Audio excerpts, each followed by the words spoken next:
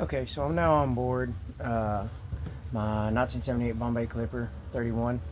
My family is actually heading to the car now as we're getting ready to head back to the house to finish packing.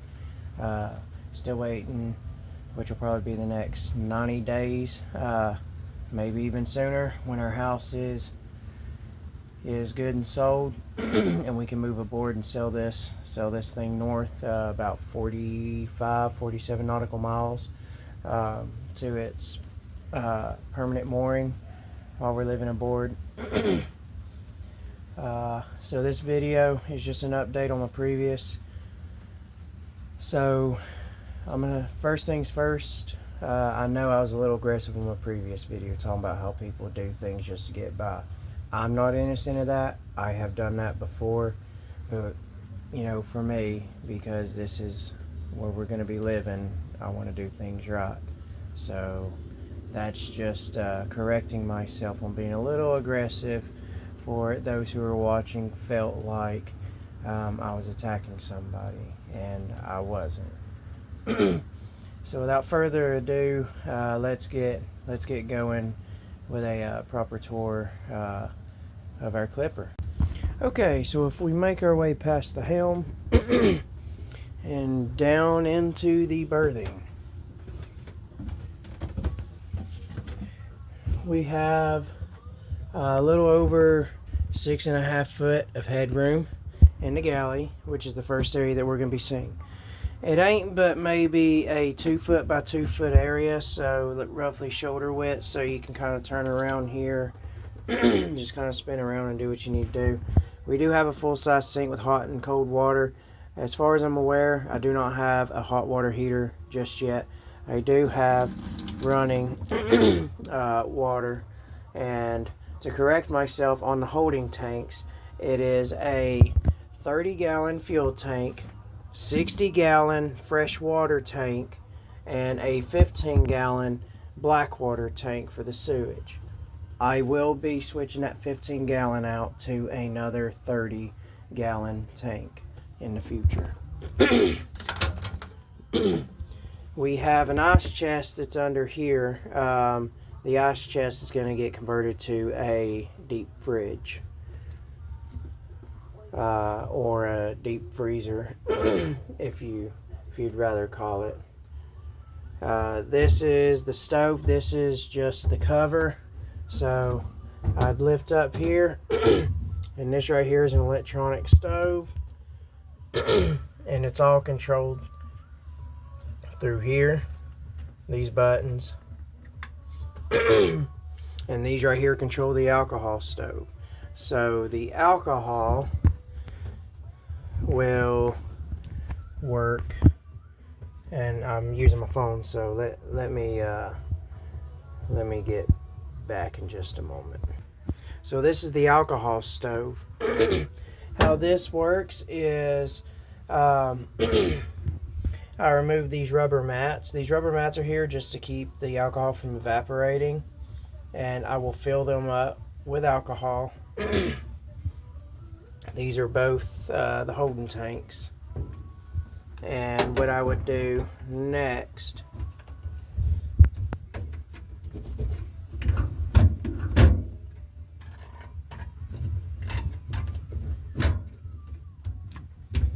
would be, whenever I get this lifted up and it's full of alcohol, what I would do is I'd flip this up and stick a lighter down here and light it. And then I can turn it down to my desired temperature, and that's how I can cook using alcohol when I'm not running electricity. If I'm running electricity, I can use my fuses on the wall to run whether electronics or alcohol. So this right here is my range oven or stove. I can flip that on to use this, or I can turn it off and I can use my alcohol. We do have plenty of storage. We keep our silverwares, and we're going to keep our silverwares in the top, and then down below we'll keep some other utensils and needs. What we'll do here as we'll keep some pots and stuff in here. My wife wants to keep her blue diamond sets. And we got more storage to the side of the sink.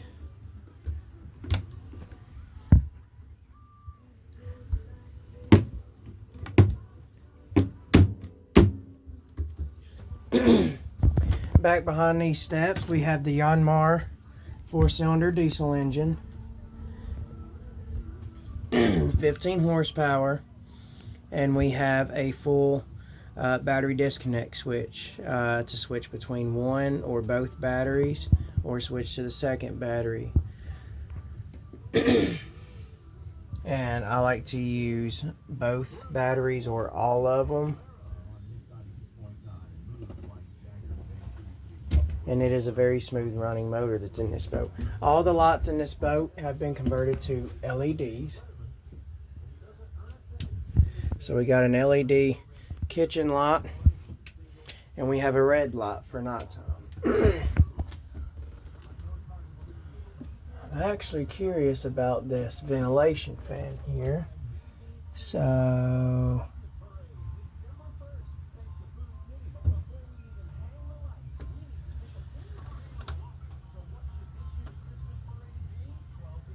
which I'm not sure how to work that. That's new to me.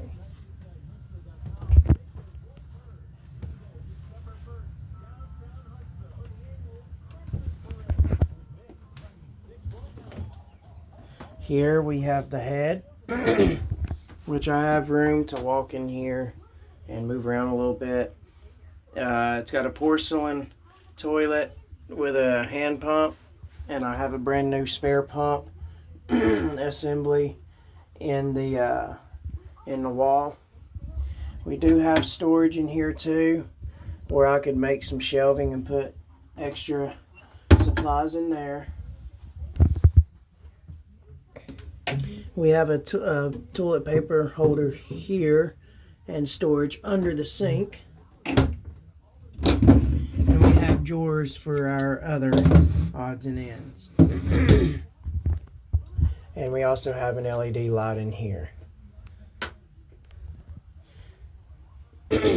And we have storage back behind the sink as well. And a full window that opens up.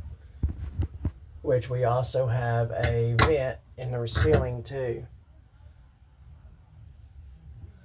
Which I like to keep on. Just to keep the vents up and open to stay ventilated. Next, we're into the main saloon.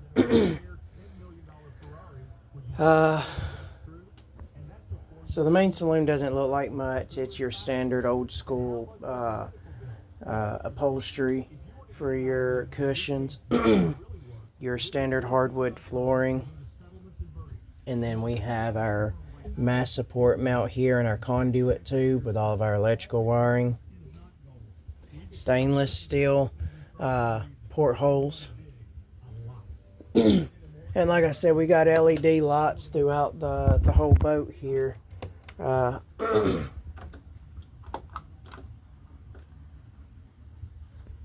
Which actually lighted up pretty decent in here.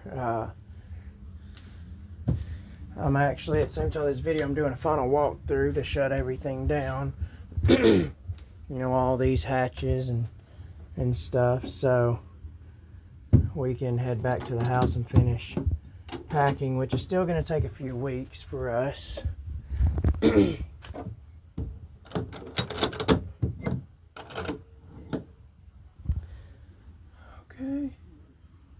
As we come into, also, this couch folds out into a full-size bed, too. So you'll have not like a full-size, but a full double bed, which for me and my wife, it's actually enough room. We do have storage back up in here. I do have some spare bimini sides to go on, and some spare ropes. I guess there's a towel that came with the boat too. Spare electrical wires. And there's plenty of storage in the helm too. A lot of storage.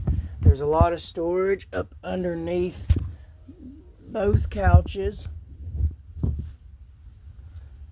So on this couch there is there's well, if I can get it up. Yeah, see, there's storage up in here. There's actually pockets back behind the emergency jackets and a spare cushion. I don't know if there's any storage up underneath this bed. I do know that this other bed does have the same storage here, but also a lot of storage up underneath for extra equipment.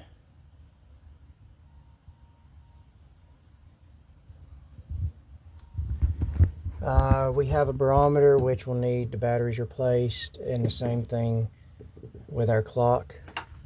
If we make our way into the front berthing, it's another full double bed. Plenty of room for me and my wife, and our daughter even fits up in here with us. Here we've got about 5'9" of headroom until you get to here. And behind that door we have our anchor chain and rope. And there's a drain up in there. I'm assuming that drains outside the boat. There has never been water in the bilge. It's been staying dry. We have, okay, that's a mosquito net. We have spare storage down in here, I guess, for any other equipment that we decide to bring on. Shelving for clothing items, and a partial wardrobe in here for our clothing items. It is a 30 amp electrical system that's on this boat, so when we're hooked up to shore power, so we can still run our electronics and whatnot, just like in a camper.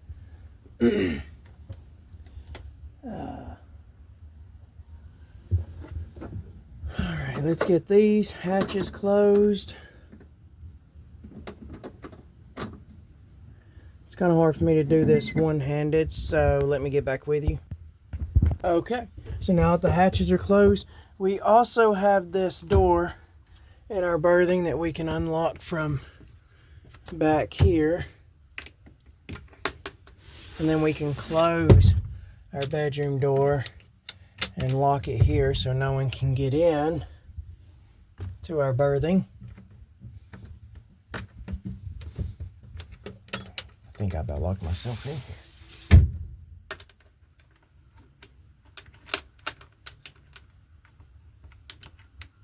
If I can get it closed here. Alright. So we're going to make my way back through the cabin and finish shutting everything off.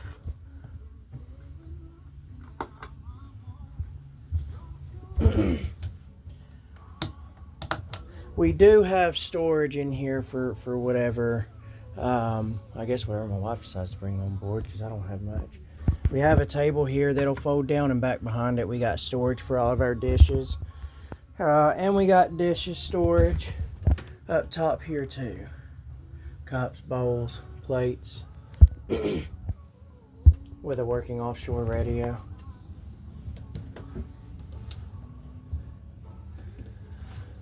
So that's that. It looks like I'm going to hop off here and shut down the power. And I'll see you guys again soon.